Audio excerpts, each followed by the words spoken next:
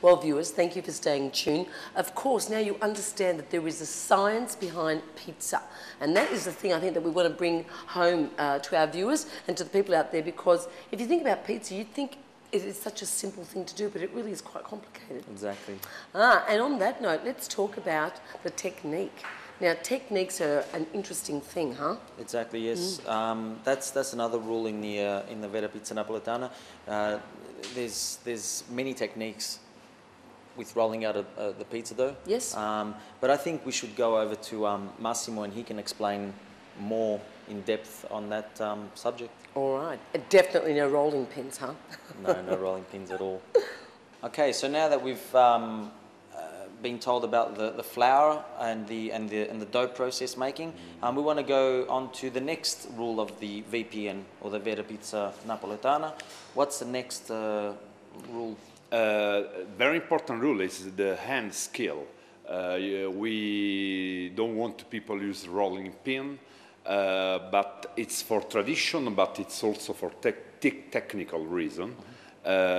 Because when you slap the pizza, we only do with hands, and one hand wait for another.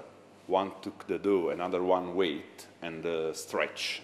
And this movement is very important for the pizza because, as you know, the pizza is full of air, is full of bubbles of air.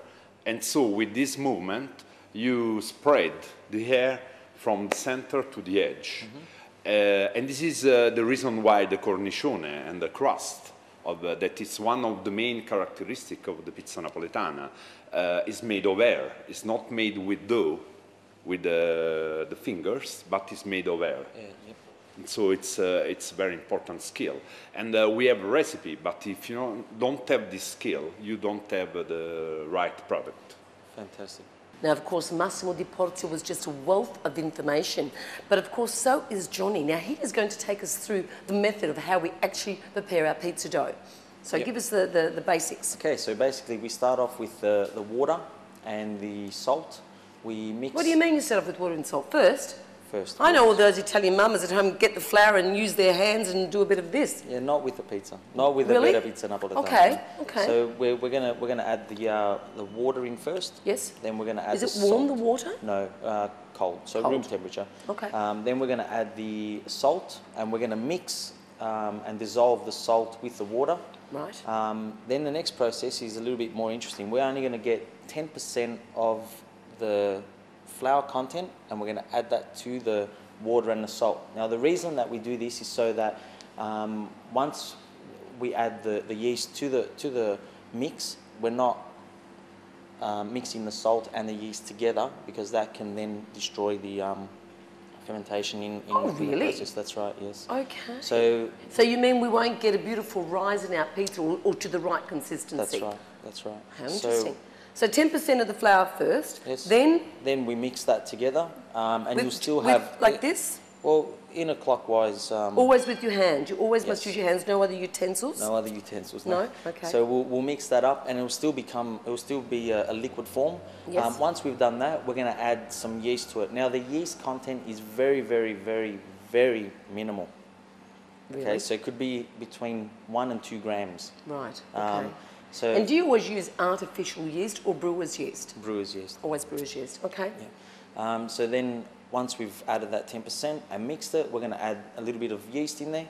We're going to dissolve that yeast in that mix, yes. and that's when we then continue to add the rest of the flour. All right. And what is the length of time in terms of kneading? What's the time? I mean, because that's a... And do you use your body or your shoulders? Use like in footy? every muscle in your body. Yes. The time would be around, between 15 and 20 minutes. Okay, so of that's... good mixing. That's dedication. It is. And of course, the association says that you've got to do all this by hand, or can you have artificial kneaders? Yeah, well, now with technology and, production becoming much more, larger in production-wise, they have allowed mechanical machinery to be used, so dough mixers can be used. So the Italians always change the rules. That's right. See that?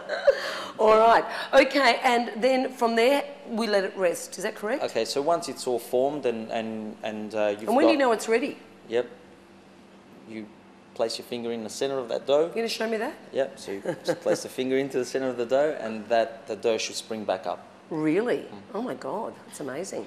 All right, so that is a master pizzaiolo's little trick, and that takes years of experience, no doubt. It does. Look, kneading it by hand does take a little bit of experience, and it does take time, and you need patience. And I know that you were telling me that Paolo has been really in the thick of pizza since he was 5 years old, and he's what, in his 30s now? Yeah, he's around 28. 28. So, I mean, that's a lot of experience there, isn't it? Oh, a lot of experience. Well, yeah. fantastic. After a very short break, we're going to come back with the wonderful Johnny, and he's going to show us some great little pieces that he's showcasing here in Melbourne.